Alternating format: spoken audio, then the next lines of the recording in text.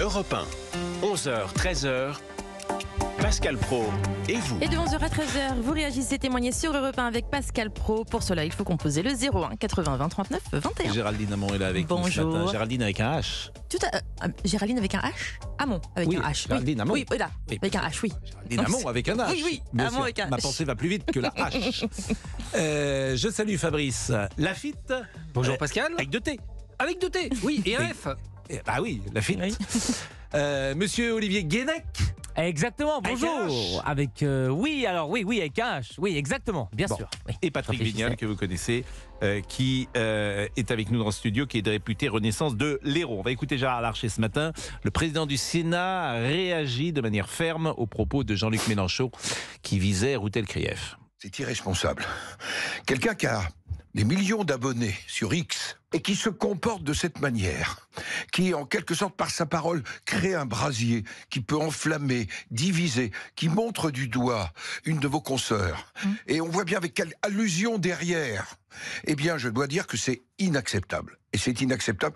Pour moi, Jean-Luc Mélenchon s'est mis en dehors de l'arc républicain. Vous lui dites quoi ce matin, tais-toi? Oui, ferme ta gueule. Ferme ta gueule, et c'était chez nos amis d'RTL ce matin au micro d'Amandine Bégaud. Patrick Vignal, député Renaissance de l'Hérault, votre sentiment? Écoutez, d'abord, Gérard Larcher est un homme politique de grande valeur, mais ça suffit maintenant. Il a eu raison de dire « ferme ta gueule » à Jean-Luc Mélenchon. Et malgré ce qu'on croit, Jean-Luc Mélenchon est un érudit, c'est un homme politique, il prépare déjà la présidentielle. Vous savez qu'au second tour, avec entre 18 et 19 points, il sera au second tour. Donc il est en train, en fait, d'essayer de récupérer la voix des quartiers populaires qui souvent ne votent pas. Donc c'est infâme ce qu'il fait. Et je vais aller plus loin. Je pense que nous, cette majorité élargie, Horizon, Modem, et même les Républicains, ça suffit de se faire invectiver tout le temps par une petite partie des LFI. Imaginez Hugo Bernalicis qui se lève en commission et qui dit « Si vous n'êtes pas content, venez, vous me sortirez de force ». Non mais ils se croient où tous ces gens? C'est pas de la bagarre de rue, la politique. La politique, c'est noble. Et c'est vrai que là, il faut que ça s'arrête avec Jean-Luc Mélenchon. Et je dis bien, Pascal Praud, c'est pas les cas de Corbière, de Alexis, de Raquel Garrido, Coquerel. Eux, ce sont des gens qui font de la politique. Le problème aujourd'hui, c'est qu'on a fait monter n'importe qui. Enfin, vous voyez, le jeune Louis Boyard.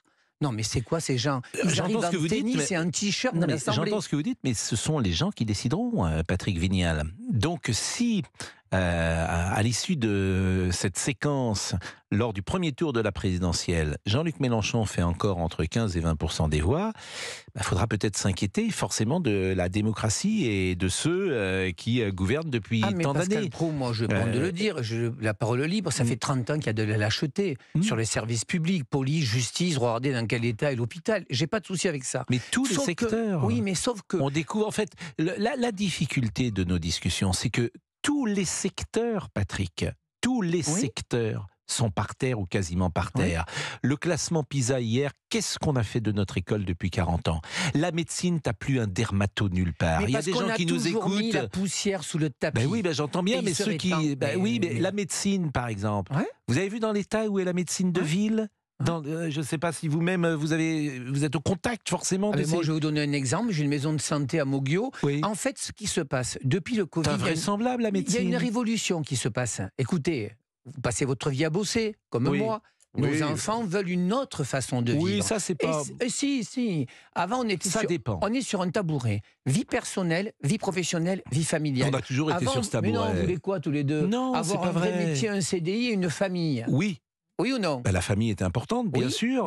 C'était un équilibre. Mais vous trouvez... Moi, je n'ai pas fait mon boulot quand je sais que 30% des jeunes générations ne veulent pas avoir d'enfants parce qu'ils ont peur de l'avenir. Donc, je ne fais pas bien mon boulot. On est d'accord ou pas? Mais parce que, Patrick, on leur dit depuis 30 ans que faut pas qu'ils voyagent, faut pas qu'ils mangent de la viande rouge, faut pas qu'ils fassent... Mais je veux dire, t'es dans un climat anxiogène depuis 30 ans que les élites transmettent. Non, donc, le Covid a accentué ça. Oui, mais le Covid, pardonnez-moi, mais on a fait n'importe quoi avec le Covid.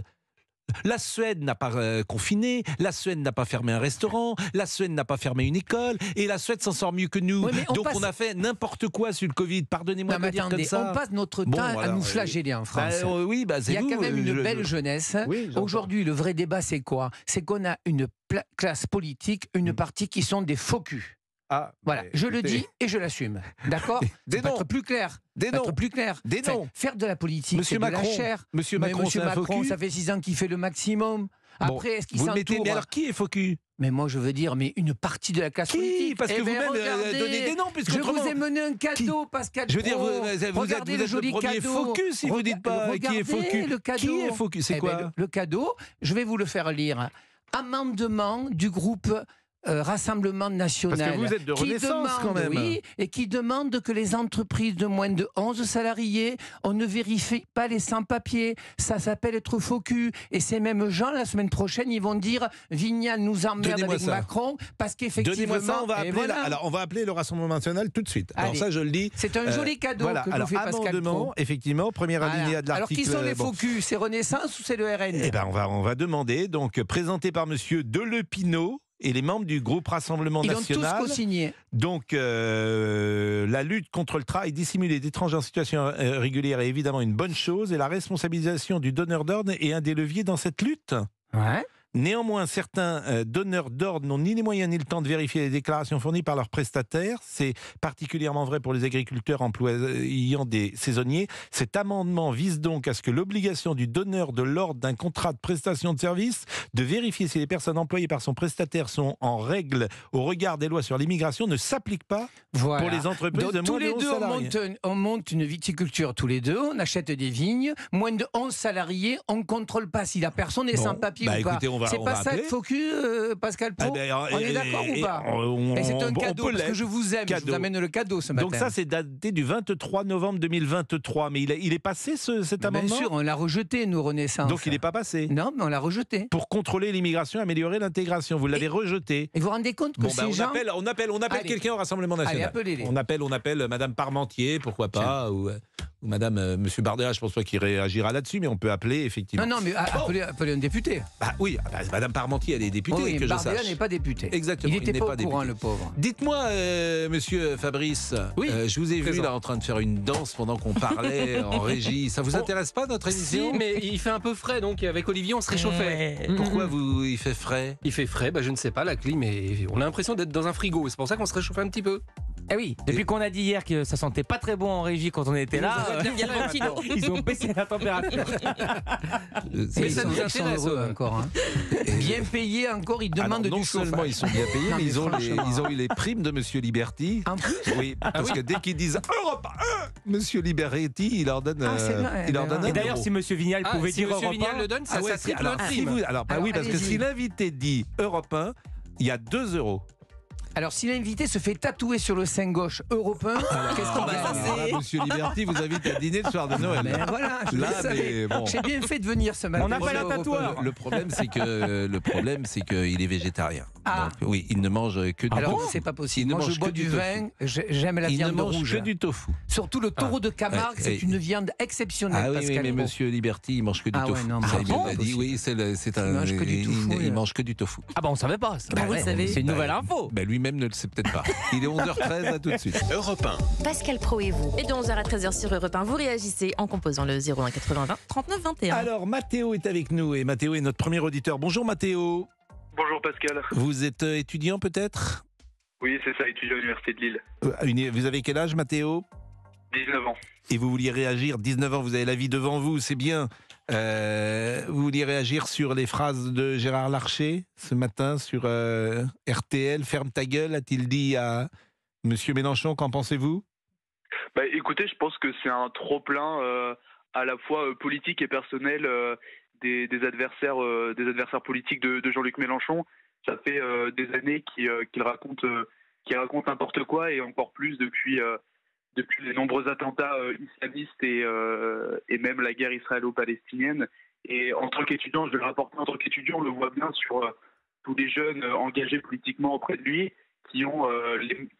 qui répètent mot pour mot en fait ce qu'il dit. Et je pense que c'est un trop-plein national de ce camp-là qui fait... Bon, fait monter la Mathéo, haine. on a un petit souci parce que la ligne n'est pas tout à fait sécurisée. On peut peut-être écouter entre-temps Sacha Houillet, qui est député Renaissance et président de la commission des lois de l'Assemblée nationale. Il était l'invité ce matin de Sonia Mabrouk sur Europe 1 et sur CNews et il s'est exprimé.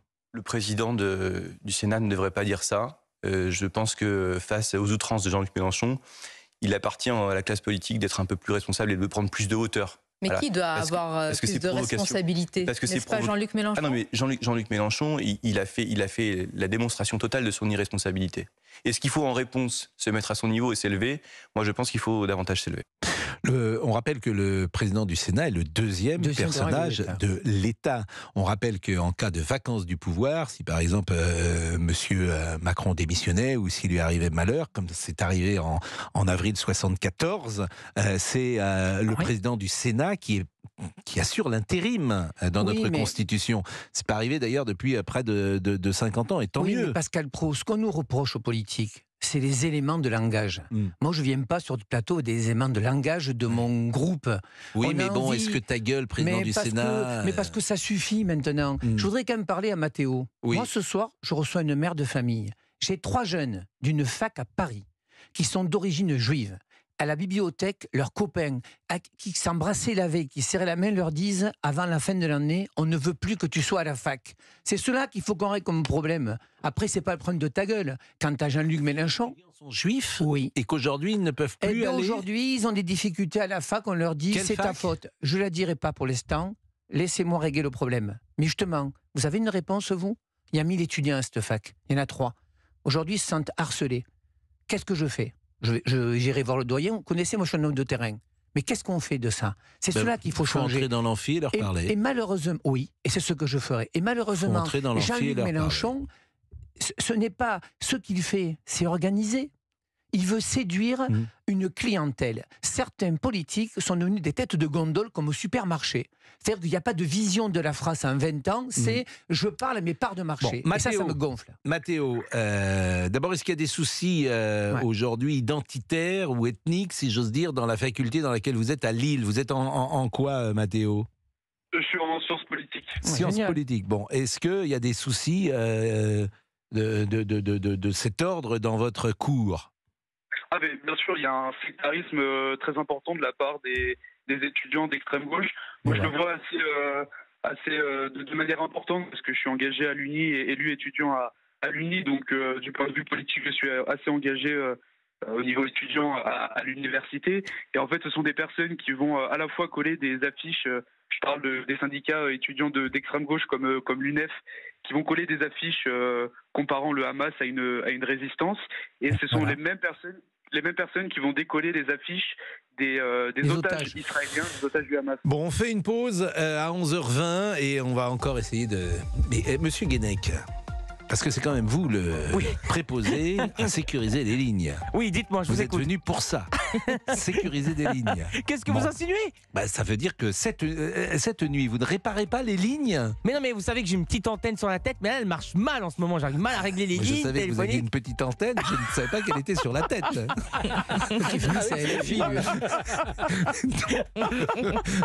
Je l'apprends. Ouais, bon, bah écoutez. Et j'en suis heureux. D'ailleurs, très mal pour vous. J'en suis heureux. Mais elle est défectueuse en ce moment. Voilà, c'est comme ça. Oui. On capte mal. Faut la lui réception. Faut lui parler gentiment. Vous voulez que je m'en occupe? Ah bah non. Laissez mon antenne tranquille. 11h21. À tout de suite. Vous écoutez Pascal Praud de 11h à 13h sur Europe 1. Europe 1, Pascal Praud. Et vous écoutez Pascal Praud et vous de 11h à 13h sur Europe 1. Est-ce que Monsieur Jacobelli du Rassemblement National est là? Bonjour Monsieur Jacobelli. Bonjour Pascal Praud. Ce n'était pas prévu que vous interveniez, mais il y a un procès en fauculterie, si j'ose dire, qui vous est dressé par Monsieur Vignal, que vous connaissez, qui est un député.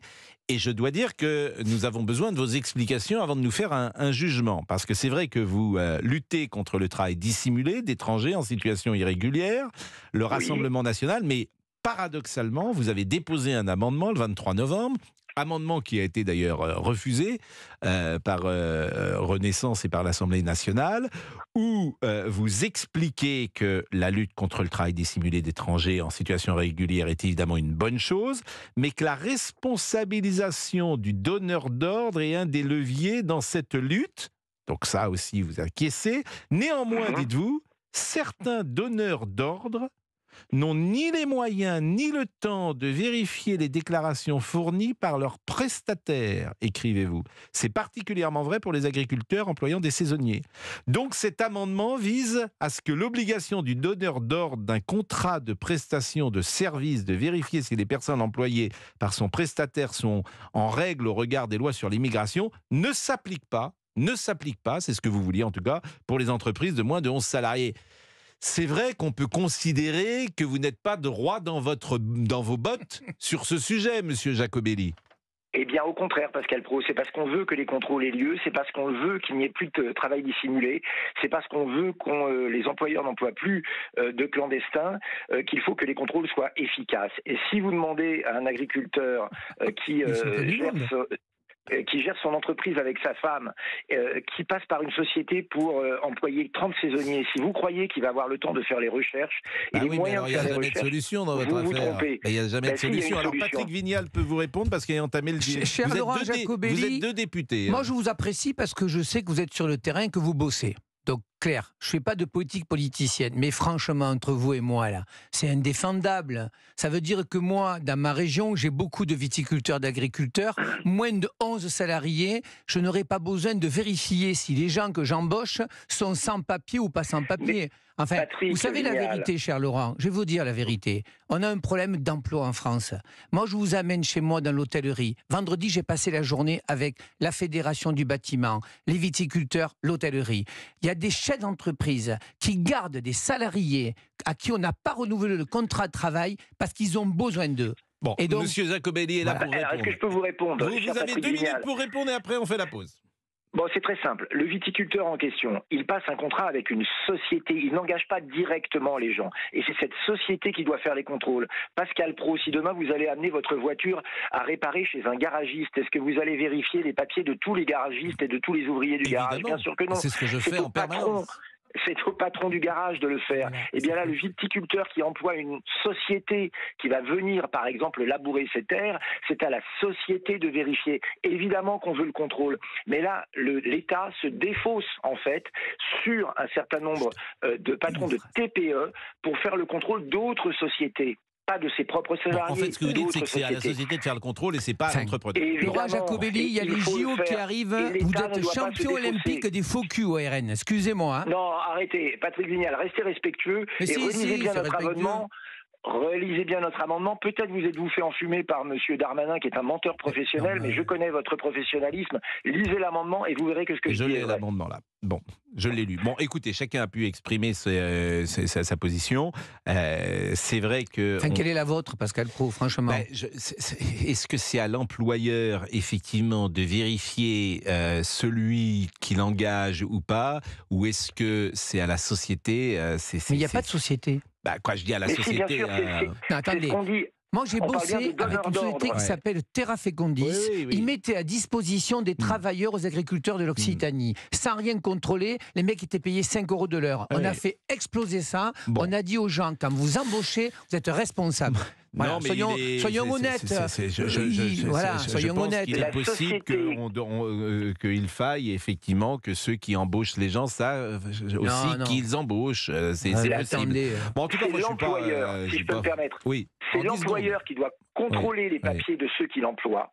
Et donc, c'est la société qui emploie qui doit contrôler. Et si on fait appel en sous-traitance à cette société par un contrat commercial et un bon de commande, on n'est pas l'employeur. Donc, il faut pas... non, mais cher Laurent, et ça ne s'applique qu'au TPE, parce que les sociétés plus grandes ont des directeurs de ressources humaines qui peuvent s'occuper de cela. Non, mais cher Laurent, au contraire, très concret et très Patrick, efficace. on continuera à l'Assemblée tous les deux. Voilà. Oui, mais paraît-il qu'on picole à l'Assemblée. Alors, avec Laurent, on picole pas. J'ai entendu dire qu'on picolait, il y avait un peu de drogue qui circulait. Je vais vous faire une confidence. Eh ben, vous la ferez après la pause. Merci, monsieur Jacobelli. C'était un plaisir. Vous êtes où, là? Vous êtes à Paris? Je suis à l'Assemblée, tout à fait. Vous êtes à l'Assemblée nationale. Bon. Exactement. Bon, écoutez, bon courage. Merci. Merci, vous aussi.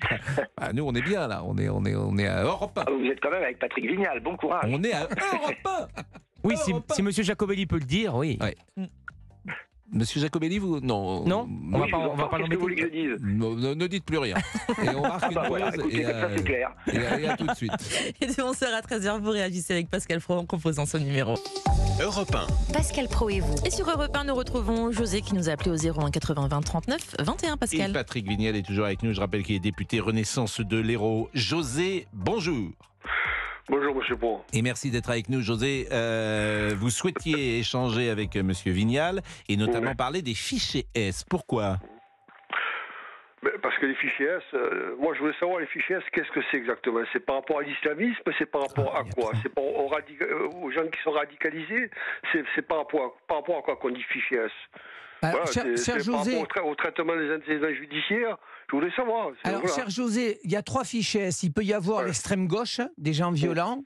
La radicalisation, et je sais de quoi je parle, vous savez que dans une ville de Massirco, en 2012, il y a 6 jeunes qui sont allés se faire exploser à Raqqa. Et il y a aussi les extrémistes écologiques. Voilà. Ah bon? Oui, voilà.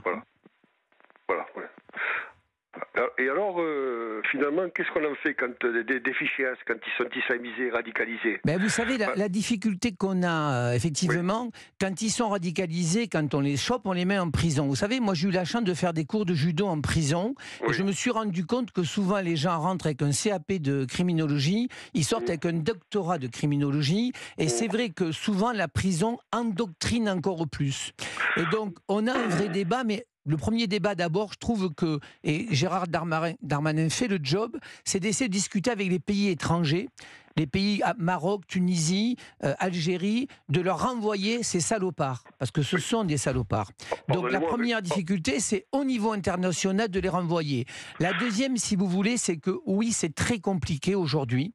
Vous avez vu ce qui s'est passé, celui qui a assassiné à Paris, il avait fait 4 ans de prison, on a pensé qu'il s'était déradicalisé et on a failli, la société a failli. Il aurait pu être condamné jusqu'à 10 ans de prison. Voilà, il aurait pu avoir 10 ans. Oui, mais monsieur Vignal, pardonnez-moi, mais quand vous avez un type qui projette un attentat, qu'on lui met 5 ans de prison, 4 d'entre eux avec sursis, on prend les gens pour des cons. Alors, José... Après je finis.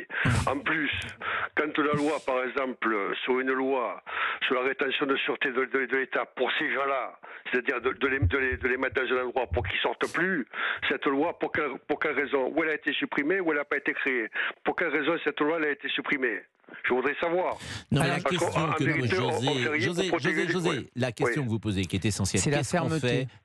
Qu'est-ce qu'on fait des fichiers S? Voilà. Et je prolonge. Le principe de précaution s'adapte partout, dans tous les domaines. On a vacciné quand même toute la France au nom du principe de précaution.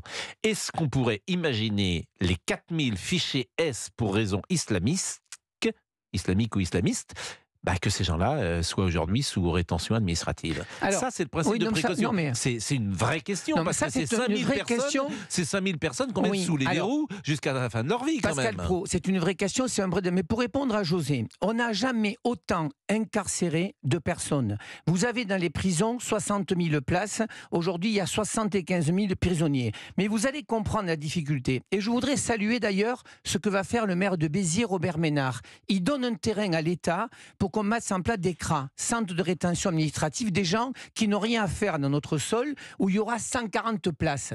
Aujourd'hui, le problème que l'on a, cher José, c'est que quand on veut construire des prisons supplémentaires ou des centres fermés, les maires, qui soient de toute obédience, ne veulent pas donner les terrains parce qu'ils vous disent, si je construis une prison, je vais perdre les prochaines élections. Donc, il y a un vrai débat à avoir de toute la société.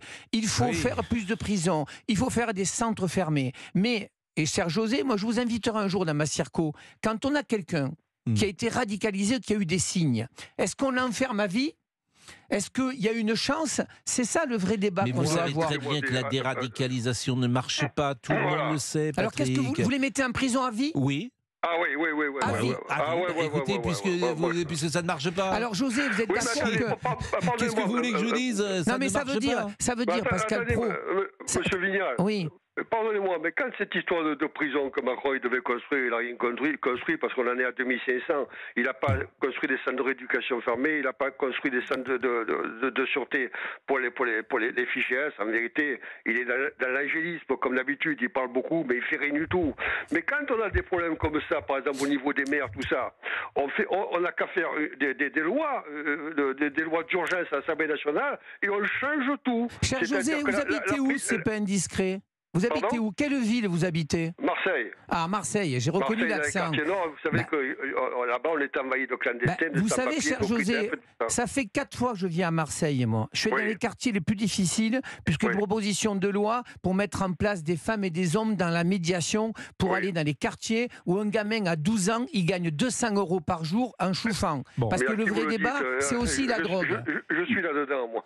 Voilà. José, est-ce que vous avez le sentiment que Renaissance sait ce qui se passe sur le terrain?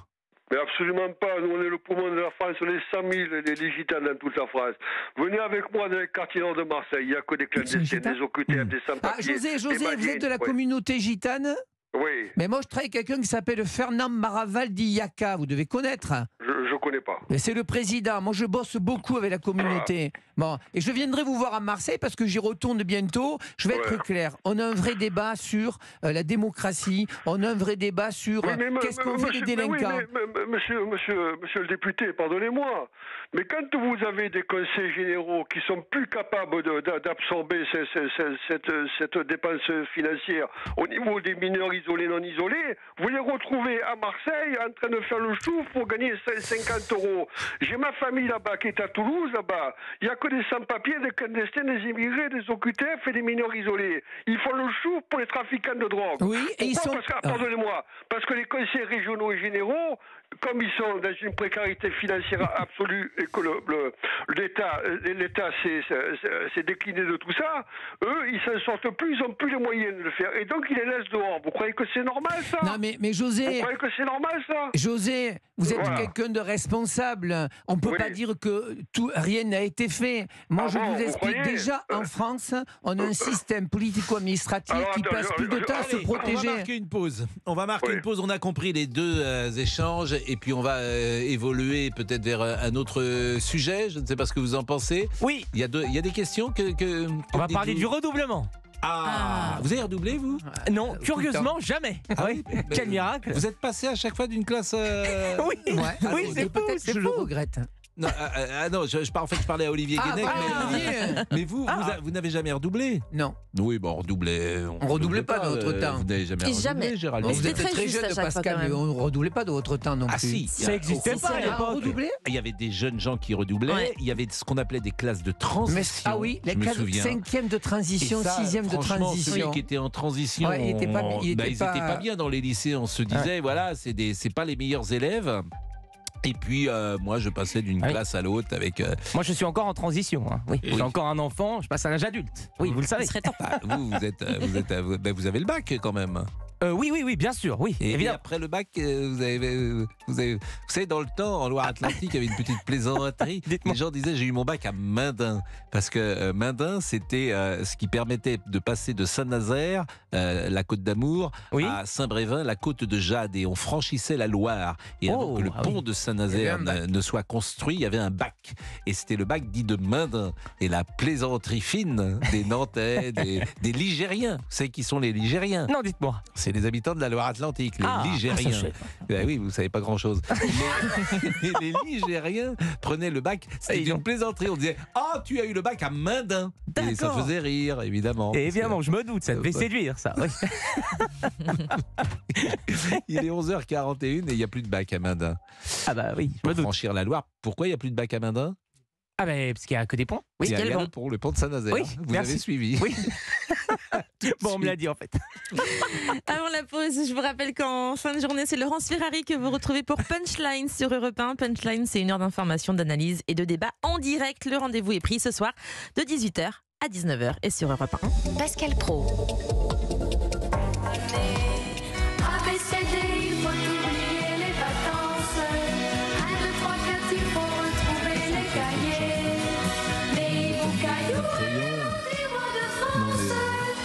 La chanson ABCD, ça. Ah oui, je me suis fait aider par Florian. Ah bah voilà. Si vous faites aider Florian, si vous avez besoin de rien, vous lui demandez.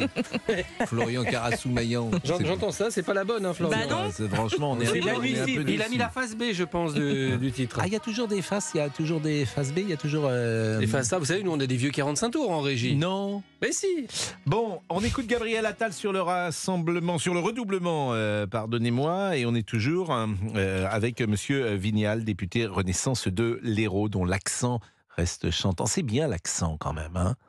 Surtout, on a besoin de soleil en ce Vous êtes moment. né où, Patrick? À Montpellier. Depuis 6 générations, je suis baron de Caravette. Vous savez, C'est quoi un baron de Un baron de Caravette? Caravette, ce sont les gens qui sont nés depuis au moins 3 générations dans la même ville. Et vous avez toujours vécu à Montpellier? Ouais. J'ai ouvert mon petit club de judo à l'âge de 19 ans. C'est devenu un grand club de judo. Et puis un jour, Georges Frêche m'a dit « J'aimerais que tu sois sur ma liste. » On est en 95. J'ai dit « Monsieur le maire, je veux pas avoir un gros ventre, une cravate et dire des bêtises toute la journée. » En 2001, je suis devenu adjoint au sport avec feu Georges Frêche qui était exceptionnel, un homme qui disait les choses. Et puis je me suis retrouvé Et par votre hasard. formation Alors de au départ, moi j'ai un c'était- CAP de vente et j'ai fini maître de conférence associé à la fac. À 35 ans, j'ai 3 diplômes, judo, MNS et préparateur physique. Je suis retourné à la fac, j'ai fait une maîtrise de gestion d'événements sportifs, le FIS. 3 Tours de France avec Prud'homme, départ différé. La Coupe du Monde de foot, j'étais responsable de site et la Coupe du Monde de rugby. Et vous avez eu le sentiment de vous élever dans Alors cette des fois, je me dis qu'on devait faire de République, la politique. Mais moi, j'avais pas d'ascenseur, j'avais un escalier, je le montais 4 à 4. Mais j'ai eu la chance de faire des rencontres. Mon professeur de judo, Georges Frêche, et un commerçant parisien qui m'ont donné l'idée de me dire que j'avais du talent, que l'école n'avait pas pu l'exploiter, ou j'avais pas voulu, ou j'avais pas pu. Et si vous voulez, cette force que m'ont transmis les gens, ça m'a permis de m'élever. Et c'est comme ça que je pense qu'on Et devrait c'est faire de la votre politique. quantième mandat C'est mon à la- 3e mandat dans une circo plutôt à droite, même extrême droite. Et toute la journée, je dis que je suis un homme de gauche. Et les Mais gens je vous m'occupe aiment des parce gens. que vous êtes authentique. Parce que j'essaie, Pascal, parce de que vous m'occuper avez des de gens. l'énergie. Non, mais parce que on peut pas inventer ça. C'est-à-dire que vous êtes un peu au service des gens, même beaucoup au service des gens. Vous et savez ça, ce moi, je vous connais maintenant un petit peu plus. Ouais. On sent qu'il y a quelque Mais chose chez rappelez-vous, vous qui Action Cœur vibre. de Ville, le MMA. Bien sûr. Au-delà de la droite Oui. et de la gauche, c'est Ouais. pas le problème. Vous êtes un homme de bonne volonté et vous avez envie d'aider ce qui les me uns et les gêne, autres. et je le dis, je pense qu'on a fait une erreur avec le cumul des mandats. Oui. N'importe qui est devenu parlementaire, y compris dans mon camp. C'est-à-dire que le gars, il est DRH, il arrive, il dit je vais faire de la politique. Mais la politique, c'est de la chair, c'est de l'humain. Moi, je doute tous les matins. 160 000 enfants sont victimes d'inceste par an. J'ai fait ma loi avec le garde des Sceaux sur le changement de nom. Des femmes violées par le père et le beau-père, on leur disait à chancellerie, vous pouvez pas changer de nom de ces salopards qui les ont violés. Ouais. Donc moi, j'ai des convictions, j'ai des valeurs, et je suis malheureux de voir la politique aujourd'hui.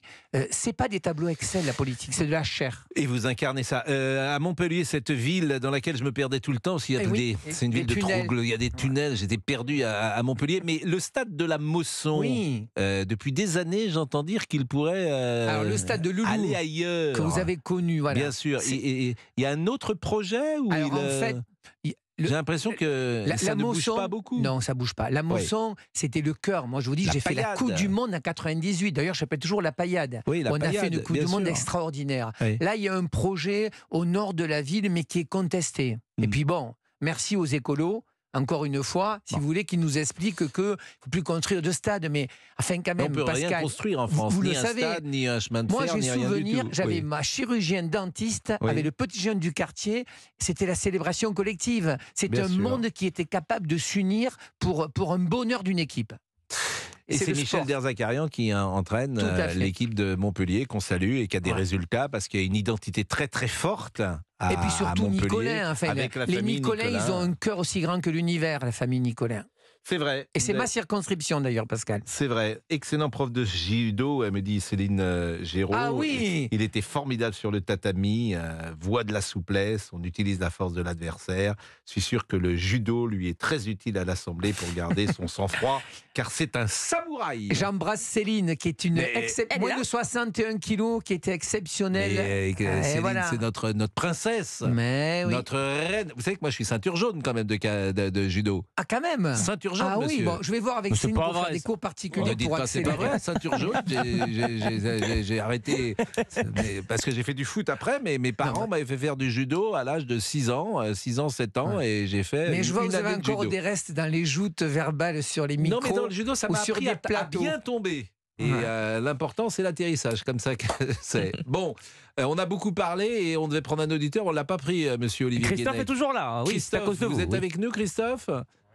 Oui, je suis On avec va parler vous. du Bonjour, redoublement dans une seconde, on laisse passer une pause peut-être? Ah oui, et on absolument. parle du redoublement et vous nous direz effectivement. Vous avez redoublé vous-même, Christophe? Patrick. Non, jamais. Moi, j'espère redoubler à Europe 1. Et j'espère on espère tous. même tripler. Ah, monsieur Vidal-Revel m'a dit que je redoublais. Donc c'est le proviseur, il passe de temps en temps. C'est ça. Il entre dans la régie. Alors tiens, on se lève. Et vous savez qu'on se lève quand le proviseur est là. Ah Voilà, oui. on se lève. Il a dit. Ah, mais le proviseur, dans le temps, on se levait. Ah oui, Donc, nous, on est se déjà lève et levés on sera ici. là, voilà. Et donc il m'a dit que je redoublais, donc ça veut dire Et il qu'on a vient l'année dit, je prochaine. redouble avec Géraldine. Ben alors on redouble Il nous a ensemble. rien dit à nous. Ah, c'est nous, bizarre. Vous allez, Nous, c'est pas sûr. Hein. et vous savez qu'après, vous savez comment on dit, vous n'avez pas fait les grandes écoles, mais quand on fait 3 fois. Qu'est-ce que vous en savez? Quand on fait 3 fois l'année préparatoire, qu'est-ce qu'on dit? Ah, je sais pas, On dites-moi. cube. On cube. Eh oui, quand on va à la chaussée ou sur- Ah, voilà, mais c'est différent. on cube. Nous, en région, on cuve. Non, Oh. cube. Dieu femme. Confirmez-moi, ils ont Eh les bien, papiers, au moins j'espère. mais ça, L'employeur c'est a des- contrôlé parce que je sais pense pas. que hein. je pense que Ah. Guénec, c'est un Il y a un sans-papier. contesté à droite là. Je pense que Guénec. Celui qui a la parce barbe, que à mon avis, il il est vient, pas il clair. vient hein. d'Oxo, Il est pas Guénec. clair. Oula, il est pas clair. Et il est il pas n'y avait clair. pas de papier là. Il vient d'Oxo. Ah, Oxo la Terre. Il n'a pas de papier. J'ai vu qu'il C'est est un pas clair. extraterrestre.